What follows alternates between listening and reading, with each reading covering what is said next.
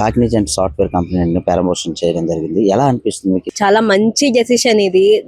లోకేష్ గారు చంద్రబాబు నాయుడు గారు కలిపి చేసిన వాళ్ళ హార్డ్ వర్క్ ఏదైతే ఉందో చాలా మంచి డెసిషన్. ఎందుకంటే ఇక్కడ ఏపీలో ఉన్న అన్ఎంప్లాయ్మెంట్ అదంతా అందరికీ తెలిసిందే. ఆ కంపెనీస్ ని వాటిని ఇక్కడికి తేవడం వల్ల ఏంటంటే ఇక్కడ ఇండియాలోనే ఉన్న వాళ్ళు, ఇక్కడ ఏపీలోనే పుట్టి పెరిగిన వాళ్ళు, వీళ్ళందరూ కూడా ఇక్కడే పని చేసుకొని పేరెంట్స్ తో ఇక్కడే హ్యాపీగా ఉంటూ ఎంప్లాయ్మెంట్ బాగా పెరుగుతుంది. ఇంకా ఇలాంటి మంచి మంచి కంపెనీస్ వస్తున్నాయంటే ఆటోమేటిక్ గా విశాఖపట్నం పేరు పెరుగుతుంది.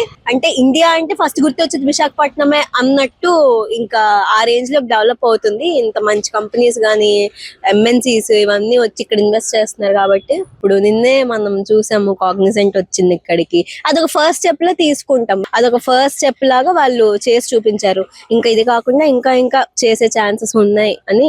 చంద్రబాబు నాయుడు గారు ఈ వయసులో కూడా అనేక దేశాలు తిరిగి అనేక పెట్టుబడులు కానీ కంపెనీలు కానీ తీసుకొని వస్తున్నారు కదా, మీకు ఎలా అనిపిస్తుంది? ఈ వయసులో కూడా అతను ఇంత పనితీరు ఎట్లా ఉంది? లోకేష్ గారు, ముఖ్యంగా లోకేష్ గారు అతను తీసినట్టు ఒక ఐటీ హబ్ లాగా విశాఖపట్నం డెవలప్ చేయడానికి చూస్తున్నారు. ఎలా అనిపిస్తుంది? అసలు నిజంగా మీరు అన్నట్టు ఈ ఏజ్ లో చంద్రబాబు నాయుడు గారు ఇంత కష్టపడి ఒక స్టేట్ కోసం ఇంత చేస్తున్నారంటే అది మామూలు విషయం కాదు.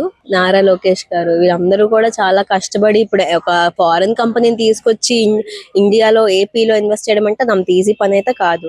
వాళ్ళు చేసే హార్డ్ వర్క్ అదంతా ఎంత ఉంటుందో మనం ఎస్టిమేట్ చేయగలం. చదువుకున్న వాళ్ళమే కాబట్టి మనకు తెలుస్తుంది అక్కడ ఎంత కష్టం ఉంటుందో ఏంటో అదంతా.